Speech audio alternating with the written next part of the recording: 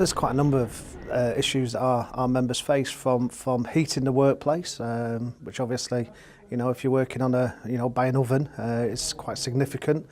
Dust is a major issue, obviously because of the types of powders that we use from flour and cocoa. All sorts of different types of dust is created by a lot of the products that we use. Obviously low pay and mental health has a significant impact on many of the workers that we represent too, as well as the normal bullying, harassment, long hours. There's quite a number of issues that we come up against in our everyday workplaces. Health and safety is a significant part of what we do as a trade union, and it's played a massive role in the labour movement, I would argue as well. I mean, the Bakers Food and Allied Workers Union members have found themselves at the forefront of the fight against many of the problems that we see in our everyday lives. I mean, our members, like I say, have been involved in campaigns around heat, which has been something that many people have accepted over the years as being the norm, that you can't do anything about heat. But the reality is heat is a cause to many of our members' health issues. It creates problems such as stress. It creates problems that can lead to heart attacks in the workplace.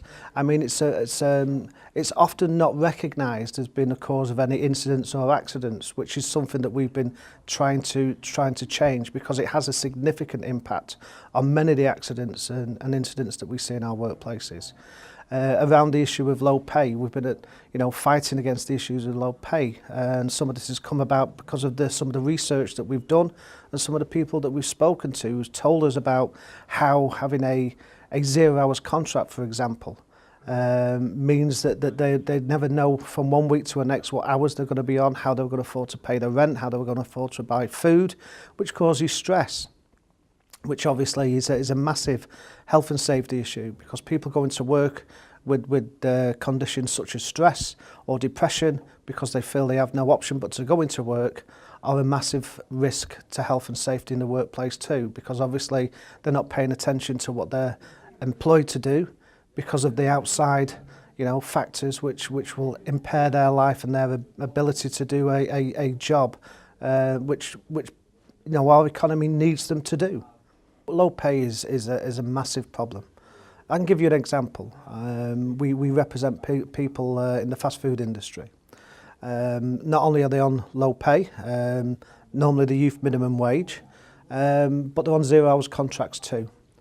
And recently, as we've been organising, we've come across serious issues that are linked to both low pay and the use of exploitative 0 hours contracts, where two young people on a 0 hours contract who wasn't getting enough hours, and because the pay was so low, felt that the best way to improve their lives was to actually commit suicide.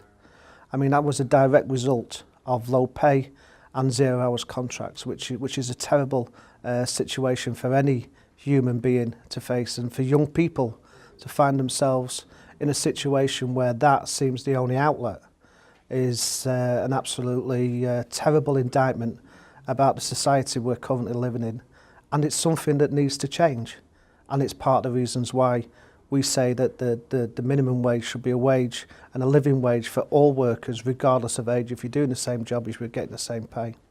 What do we want? £10 an hour! When do we want it? Now! The world that we have people relying on food banks, and we're calling on our politicians to accept. The Fast Food Rights campaign is it's a campaign. It's organising fast food workers. It's part of an international campaign. It's a global campaign that works with Fight for 15, and it's been about saying that low wages are wrong, and that we need to look at how we change the economic model that's been championed by companies like McDonald's, for example. This idea that low pay is acceptable, where low pay has become normalised. Well, the fast food campaign is about saying that must come to an end, because when you look at society today, and especially in the British society, where The reality is that most manufacturing jobs are not there anymore. Only one person can win the X Factor. So the majority of people are going to end up in some sort of fast food, restaurant, pub, hotel employment. And if we fail to recognise the need to raise pay in these areas, then we'll never have a booming economy, because people will never be able to afford to get out of the poverty that they're living in. So the fast food campaign is part of a wider campaign to actually recognise the importance of organisation and collectivism, and to improve the opportunities for people in what's deemed as low skilled and low paid work. Because we would also argue that that's not true either, because people who go into a fast food restaurant or a pub, they're going in there to not only be entertained, to have a great evening.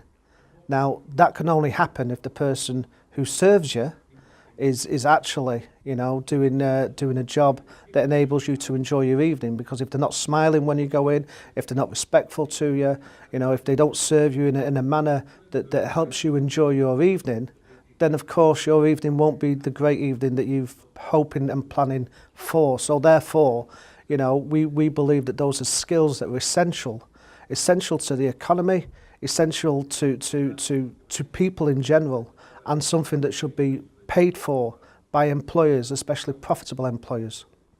The campaign is, in general, is making a huge impact for people who have not been organised before. It's encouraged new people to understand that they have rights. It's encouraged them to get involved with campaigns. We've had an influx of new young members, for example. At our conference last year, it was fantastic to see. One, the age of the delegates dropping significantly, and the people that came between the ages of 19 and 24, everyone who gave a contribution to the conference and spoke about the issues that they faced as fast food workers. I mean, the people that we've managed to engage with also organise in a different way too, and it's give them the ability to go out on the streets and to make reference to the issues that they face, such as 0 hours, which for a long time was ignored, such as the issue of low pay, which has actually led, you know, to the Labour Party actually committing to a minimum wage of at least £10 an hour, you know, and the abolition of 0 hour contracts.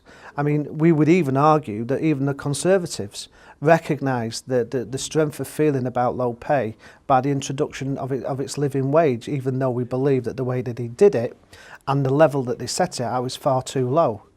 And the ability that companies have had to get round it, you know, is actually undermining what the intentions were about raising the wage. So I would say that the campaign has been very effective, and it's encouraged a new layer of activism amongst young people, which is phenomenal. Our members need the government to invest in the Health and Safety Executive. They need to recognise the importance of people in health and safety. They need to recognise that it's people that get injured at work, that it's people that are made sick, that it's people that are made ill. It shouldn't be about profit, as it currently seems to be, or appears that the government seems to suggest. We have to have a situation where government actually uses the HSE to protect people and protect people in the workplace. Workers obviously need to recognise that collectively, you know, that's how they change their lives, that's how they change their workplaces. There's a lot of negativity about trade unions, there's a lot of negativity about health and safety. But the reality is it's health and safety that keeps people safe and secured and returns them home to the family. And people need to understand, without health and safety, you know, the likelihood is we'll have more deaths. And the only way we're going to make sure that we protect each other is by joining together. And people, you know, if they're not in a union, look into what unions actually do and look at how unions have actually fought to protect working people's rights. And it is unions that will stand up for you, and it is unions that will be at the forefront of challenging the cuts that are being made to the Health and Safety Executive, the undermining of legislation which protects you and your family. Because unfortunately there's been far too many people who have been failed by governments, by politicians, and by the very people who have actually been put there to support us. Sheriff